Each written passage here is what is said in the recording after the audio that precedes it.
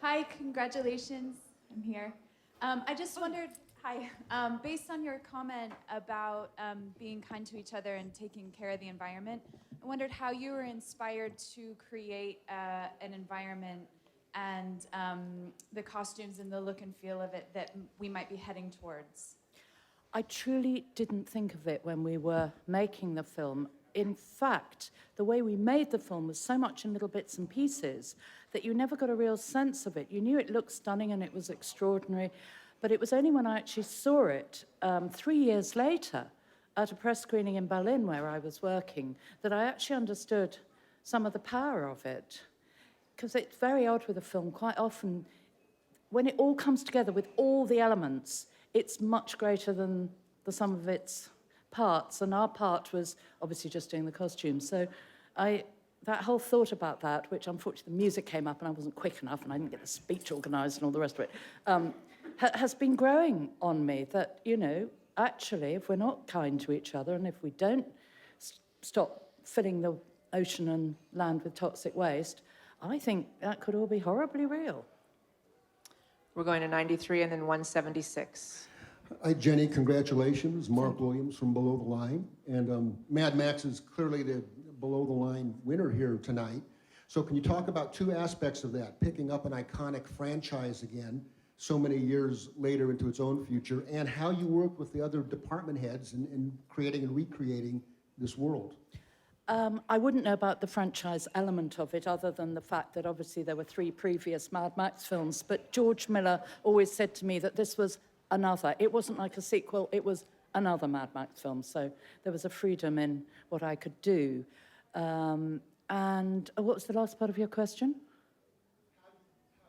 Oh, work with the other department. Well, incredibly closely. I mean, particularly with Leslie Van der Vaart, because she and I became very good friends. We actually lived on top of each other, but visually, that work between us had to be seamless, because in a way, we both totally created the characters, who then went into Colin and Lisa's, vehicles, Colin's vehicles with Lisa's set dressing. So we were in Namibia, and we were all there was, so we spent a lot of time together, and I was always looking at the vehicles, and it was a real piece of teamwork. 176 and then 190. Hi, Jenny. Congratulations to you tonight. Thank you. You have worked a lot with period films primarily, and tonight you celebrate your second win with this very futuristic style. So I'm curious, are you looking forward to working more with contemporary or futuristic looks in the future? I have actually done quite a lot of contemporary films. I've simply never done anything futuristic, and if you're going to go futuristic, this is the perfect vehicle. I mean, George Miller's mind is just so extraordinary, and obviously. But no, I'm up for any challenge, really. I just love attacking something completely new. But if another Jane Austen comes up, I'll enjoy that just as much. But I do love the challenge of the new, so who knows what it'll be. We're going to 190 and then we'll wrap it up with 79. Hi, Jenny, Los Angeles Times. Could you talk about your awesome Oscars outfit tonight? And also, could you talk about all the controversy behind Stephen Fry at the BAFTAs? Yes, I'm very happy to talk about it. I really don't do frocks, and I absolutely don't do heels. I simply can't wear them. I've got a bad back, and I look ridiculous in a beautiful gown. And this was a homage to Mad Max, and I didn't get it quite right at the BAFTAs, obviously. The scarf was supposed to be an oily rag.